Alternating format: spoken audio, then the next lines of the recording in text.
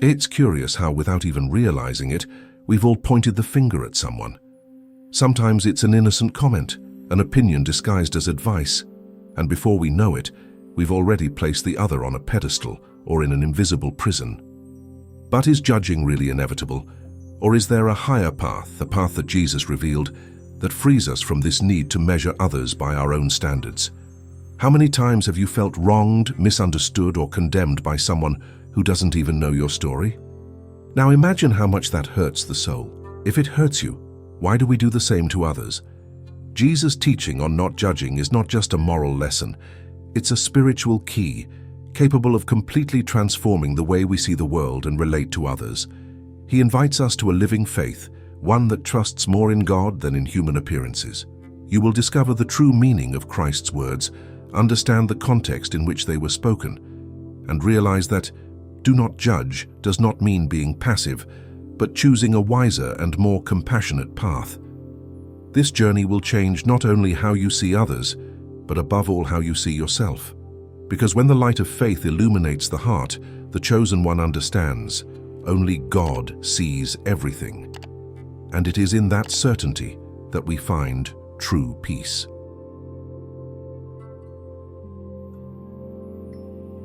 Imagine a moment when crowds gathered around Jesus, curious, hungry for answers that no religion of the time could provide. There, on a simple hilltop, he began to teach not about cold rules, but about the human heart, about how to live justly before God and in peace with others. Every word was a seed cast into the soil of the soul, inviting the listener to see life with new eyes. Jesus did not speak like the teachers of the law. He spoke as one who knew the essence of life, the divine will, and the purpose of every chosen one. The do not judge arises in this context amid teachings on humility, forgiveness, and mercy. The Sermon on the Mount was not a set of commandments to oppress, but a spiritual trail leading to inner freedom. Jesus showed that true justice does not come from appearances, but from a faith that manifests in attitudes. In teaching, he invited each person to reflect, do I live according to what God desires or only according to what others expect of me? Thus, the message began to awaken hearts to something greater, and this leads us to the next teaching. When Jesus speaks about not judging, he touches precisely on the wounds of human relationships. After all, who hasn't faced a misunderstanding, a betrayal, a family conflict, or a disappointment with friends? It is on this delicate ground that the Master teaches us to look at the other with empathy. He knew that it is in crises that the human heart reveals itself, and it is there that faith needs to be strongest. Do not judge is not an invitation to blindness, but to understanding, to see what lies behind actions without rushing to condemnations. Relating is, without a doubt, one of life's greatest challenges, and also one of its greatest opportunities for spiritual growth. When someone chooses to act with compassion instead of criticism, they are applying divine wisdom in their routine. It's as if saying, God, guide my gaze so that I see the other as you see them. And this kind of prayer changes everything. Because in the end, it's not discussions that strengthen bonds, but the humility to recognize that we are all imperfect and in need of the same grace. And it is at this point that an essential question arises. What does judging really mean? Few people know, but when Jesus said do not judge, he used a Greek word loaded with depth, krino. This word does not just mean forming an opinion, it carries the weight of deciding someone's fate, like a judge who determines who deserves punishment or absolution. See the difference? Jesus did not forbid discerning right from wrong, but the attitude of placing oneself on God's moral throne. He knew that humans driven by pride tend to forget their own flaws and that mercy must always come before condemnation. When we understand this meaning, something changes within us. We begin to perceive that judging goes beyond words. It is an inner posture. It is when someone, consciously or not, assumes they know what is happening in another's heart. But krino is dangerous because it turns faith into arrogance and justice into stone. Jesus, with divine wisdom, showed that this posture destroys bridges and builds walls, and that is precisely why he invites us to a different attitude, to discern with love, without condemning with pride. It's not always easy to balance heart and reason, is it? Jesus knew this, and that's why he made clear that there is a subtle and powerful line between evaluating and condemning. Evaluating is understanding what is happening, seeking what is right, learning from mistakes, including our own. Condemning, however, is sealing the other's fate with contempt, as if their story were already over. And those who do this forget something essential. God is still writing chapters in every person's life. When we evaluate with love, we bring light. When we condemn, we spread shadow. Jesus wants us to be instruments of wisdom, not of wounds. That's why he teaches us to look at the other with compassion, even when it's difficult. It's like saying, I don't understand everything you're going through, but I choose not to reduce you to a mistake. This is the essence of the gospel, a call to live faith practically, without pointing, without excluding, just loving as the chosen one himself loved. And at this point, a question echoes: who really has the right to judge? No human being, no matter how wise they seem, can see the heart as God sees it. It is he who knows the intentions, the fears, and the pains that no one sees. When Jesus said that only God can judge, he was reminding us of something essential. Divine justice is perfect because it comes accompanied by love and mercy. Human justice, when not guided by faith, tends to be harsh, hasty, and full of flaws. It's like trying to see the bottom of a murky river. The more you stir the water, the less you see. When someone assumes the role of judge, they risk stealing a place that belongs only to God. And the result is always the same: wounds, resentments, and unnecessary distances. Jesus calls us to humility, not spiritual superiority.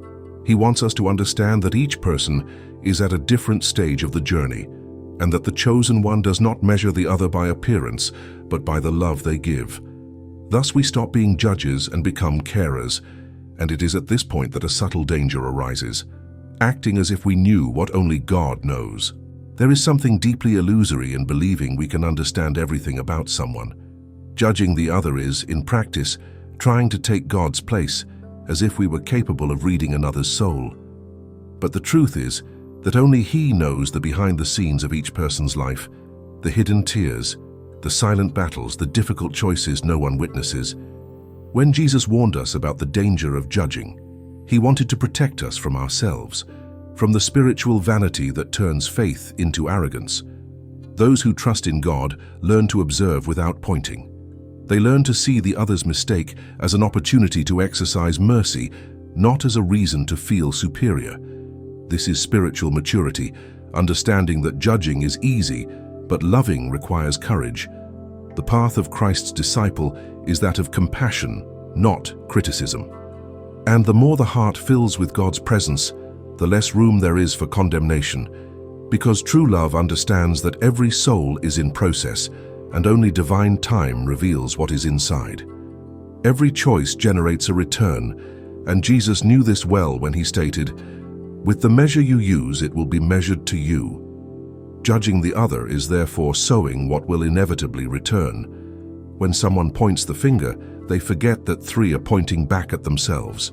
It's curious, but life has a mysterious way of making us experience the same situations we criticize in others, perhaps to teach us what we still don't understand. And in this cycle, God does not punish, He teaches. He teaches that the proud heart needs to know humility to mature. Moreover, those who judge live in constant vigilance, not over others, but over themselves. The mind becomes heavy, distrustful, full of comparisons. It's like carrying a distorted lens that prevents seeing the beauty in people. Jesus wants to free us from this.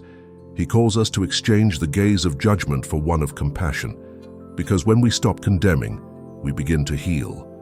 The soul becomes light, and love flows naturally. And it is in this love that we discover the true meaning of spiritual responsibility before God. It is no coincidence that Jesus links the act of judging to responsibility. Every word thrown, every thought fed, and every judgment made has spiritual weight. God observes not only what we say, but where it comes from. Authentic faith manifests when we choose mercy over criticism, when we prefer to restore rather than wound. And this choice is living proof that we understand Christ's heart. Those who truly believe know they do not need to compete for the judge's role, because they trust that divine judgment is perfect. Responsibility before God is a call to coherence. If we want mercy, we must sow it. If we desire understanding, we must offer it. The chosen one is not the one who points out errors, but the one who illuminates paths. Jesus reminds us, the more we grow spiritually, the more aware we become of the impact our attitudes have on the world. And it is precisely this awareness that opens space for a powerful reflection. If God will judge according to our own measure, then how have we measured the hearts of others? It's curious how, in life, everything we offer comes back in some way. Jesus, with his infinite wisdom, revealed this when he said that the same measure used to judge others will be used to judge us. It's like a spiritual mirror. What we project reflects back on us. When we spread criticism, we reap isolation. When we sow understanding, we reap peace. Divine justice does not fail. It simply returns at the right time what each heart has planted. And it is at this point that faith becomes the filter between acting on impulse and acting with love.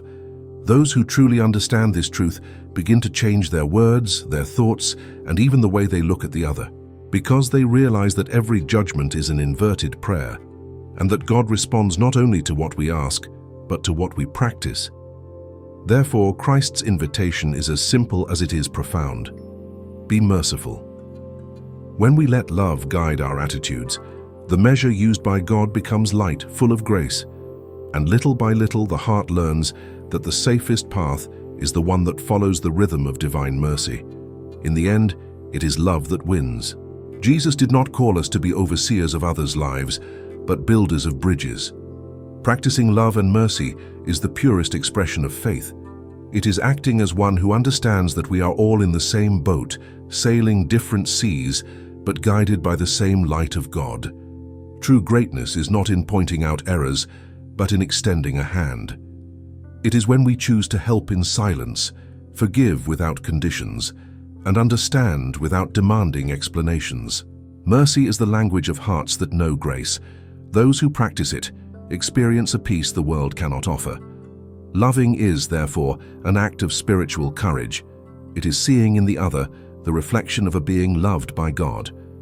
And when this love becomes part of our daily life, something extraordinary happens. Relationships flourish, wounds heal, and heaven seems closer to earth. Because in the end, that is what the Chosen One called us to love as he loved.